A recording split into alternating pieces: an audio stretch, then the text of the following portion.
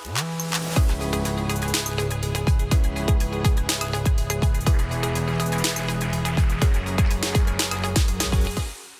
you remember how you used to order food before DoorDash and Uber Eats?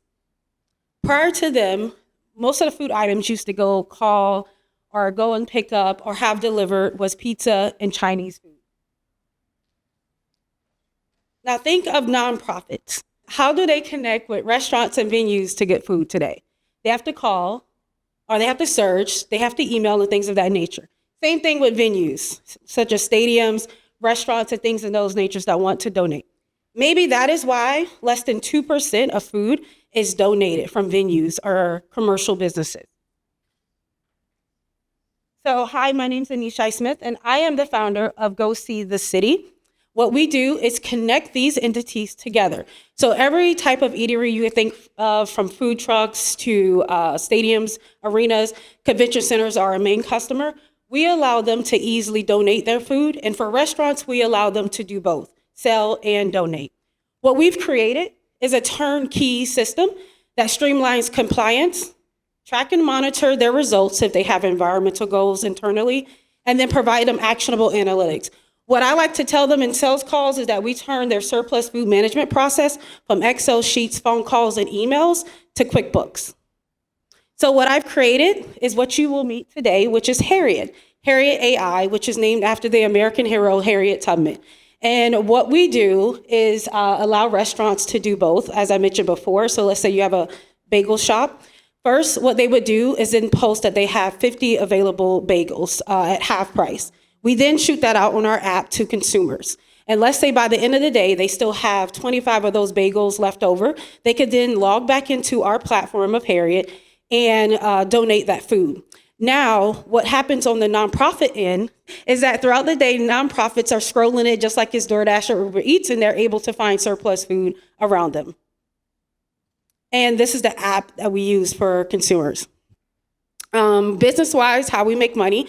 For restaurants, we allow them to either pay at a monthly subscription rate or revenue share, of course, like our main competitors. For venues, we charge an annual rate, and then for government entities, we start out at $20,000 based on their population side. While we were building out the platform, we did several case studies, but some of the most notable ones that were featured in newspapers and things was one with Oklahoma Thunder. And that is literally how we were able to build the platform, and as well as Oklahoma University and a few other entities. But what came from OU as well as the Thunder is that we allowed them to divert over 6,200 pounds of food, and that was just during half season. And then save over $10,000 because we provided the tax receipts back that was easily through the platform. And then, of course, we provided them the analytics around their environmental impact. And it fed over 5,000 people. A second case study, which technically as case studies are real customers, this was just 3 weeks ago.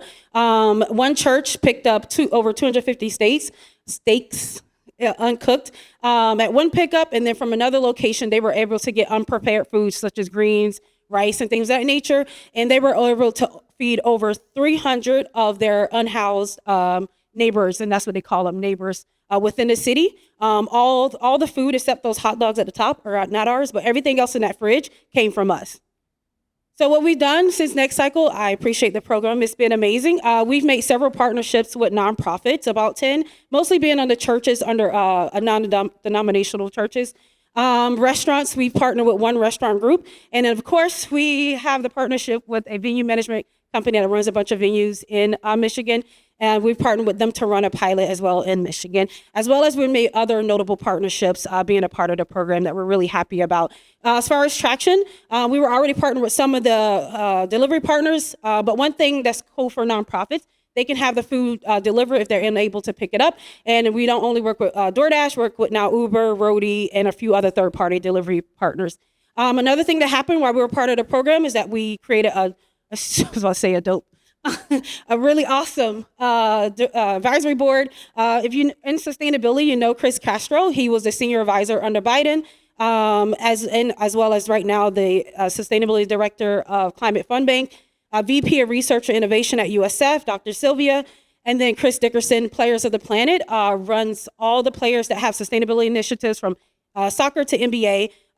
Chris Dickerson is the founder of that organization, so we're working with them as well. Thank you.